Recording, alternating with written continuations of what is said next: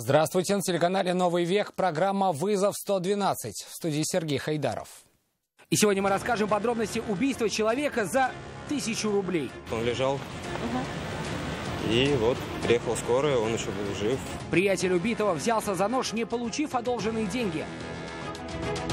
Как женщина лишилась имущества прямо во дворе собственного дома. Пенсионерка сообщила, что на одной из улиц Советского района неизвестный сорвал у нее сумку с личными вещами и скрылся.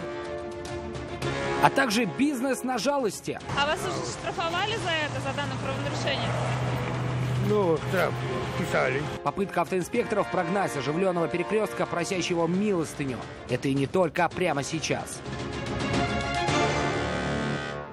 Жизнь человека оценил в 1000 рублей. Трагедия развернулась возле одного из домов на улице Гафури. 44-летний нетрезвый мужчина пришел к своему 56-летнему знакомому, который задолжал ему деньги. Гость требовал, чтобы долг мужчина вернул, но в ходе беседы между ними вспыхнула ссора. Не получив требуемого, приятель должника выхватил нож, который принес с собой. Единственный удар в область груди оказался смертельным. На месте трагедии была Нафиса Минязова.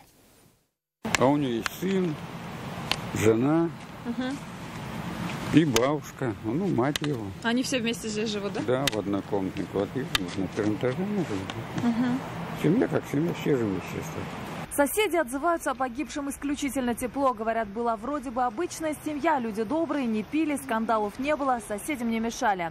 То, что произошло, называют одним словом – трагедия. В этом доме погибший жил со своей семьей. События вчерашней трагедии разворачивались возле этого подъезда. Вечером к потерпевшему пришел знакомый и стал требовать отдать долг в размере 1000 рублей. Но получить свои деньги он не смог. Тогда между мужчинами завязался конфликт, и незваный гость схватился за нож. Один удар в область груди, подозреваемый тут же убежал с места преступления.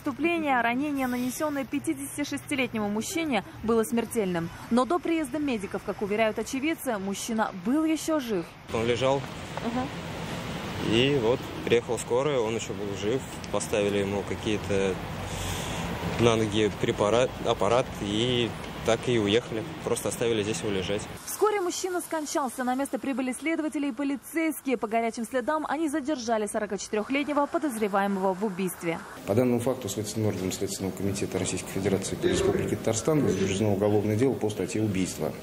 В настоящее время подозреваемый задержан, с ним проводятся необходимые следственные действия. Сейчас задержанный находится в полиции. Вскоре решением суда ему будет избрана мера пресечения. Если вина подозреваемого в ходе следствия будет доказана, ему грозит до 15 лет лишения свободы. Нафиса Минязова, Азат Самигуллин, «Вызов 112». В одном из магазинов на улице Фрунзе продавцы задержали мужчину, который пытался украсть бутылку крепкого алкоголя. Попытку тайного хищения чужой собственности они заметили сразу и скрыться мужчине не дали. Затем на место происшествия вызвали работников частного охранного предприятия и полицейских. Последние доставили задержанного в отдел полиции для дальнейшего разбирательства.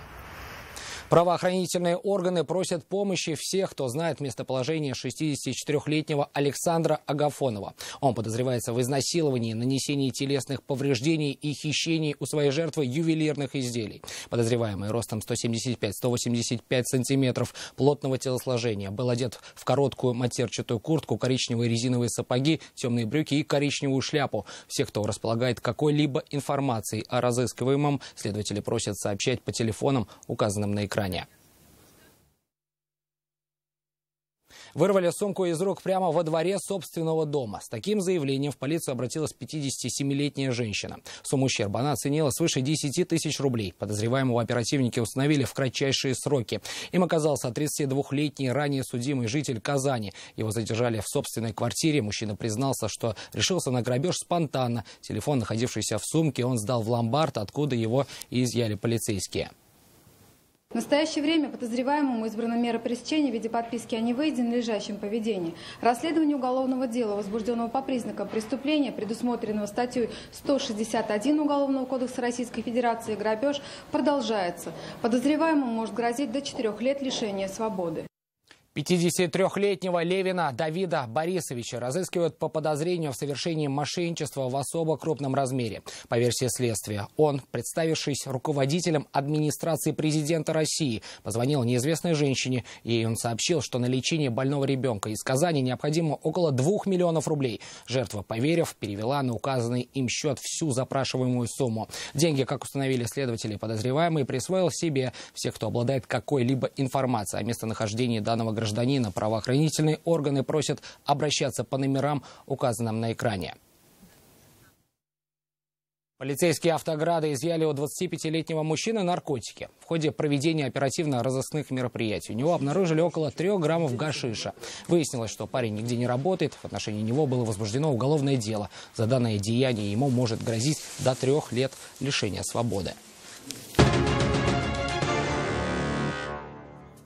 Терпение кончилось, слова иссякли, автоинспекторы дошли до ручки, чтобы писать протокол за нарушение правил дорожного движения. Возмутило их поведение мужчины, который на очень оживленном перекрестке на одной ноге прямо посреди проезжей части бродил между машинами, надеясь на доброту автомобилистов, выраженную в рублевом эквиваленте. Сотрудники ГИБДД, просящего милостыню, предупредили и даже не раз, но слова на него не подействовали. И только после этого они решили наложить на него штраф. Но, как убедилась Алия Хайрудинова, и финансовые санкции ему не страшны. Я же вам сегодня 2 раза предупреждал. Повторение уроком для этого мужчины не стало. Перекресток проспекта Амирхана и улицы Чайкова он выбрал местом заработка на людской жалости к своей инвалидности. Сам при этом не жалеет ни себя, ни водителей, которые и будут отвечать, если он вдруг не удержится на ноге и упадет под колеса. Вы находитесь на проезжей части без света возвращающего элемента. Любой автомобиль может не заметить, осуществить наезд на вас. Но это мужчину не беспокоит. Доходное место из-за одной лишь опасности оставлять не намерен. Инспекторы это понимают и выписывают ему штраф. За данное административное правонарушение предусмотрен штраф 500 рублей. Если он попадается повторно, его доставляется в отдел для дальнейшего разбирательства. Впрочем, и финансовая нагрузка в таком размере мужчину не пугает. Говорит, уже приходили, штрафовали, отвозили в отдел. Не первый день, это я знаю. А вас уже штрафовали за это, за данное правонарушение? Ну, штраф писали. Вы пытались? Писали штраф. Писали штраф. Радио еще был. Ага. Там. 3 отделения. Но доброта людей, видимо, так велика, что отказываться от нее превыше его мужских сил. Потерянные на штрафах деньги, похоже, быстро компенсируют сердобольные водители. Предосторожности, говорит, соблюдает. Ну, я потихонечку. Потихонечку. Наложить штраф, рассказывают инспекторы, не первостепенная задача, поэтому и предупреждают сперва по несколько раз, прежде чем наказывать рублем. Главное, говорят, обеспечить безопасность на дорогах, тем более, что трагичные случаи с просящими милостыню на перекрестках Казани уже были. В декабре 2011 года 6-летняя девочка из Узбекистана попала под колеса внедорожника. Она уронила деньги на землю и потянулась за купюрой. Водитель внедорожника наклонившуюся девочку не заметил и тронулся. Она погибла на месте. Алия Хайрудинова, Нафиса Минязова, Азат Самигуллин, вызов 112.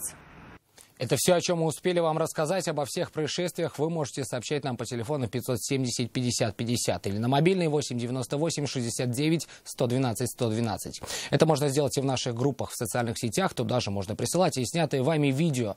В студии был Сергей Хайдаров. До встречи. И не бросайте вызов судьбе. Вдруг она его примет.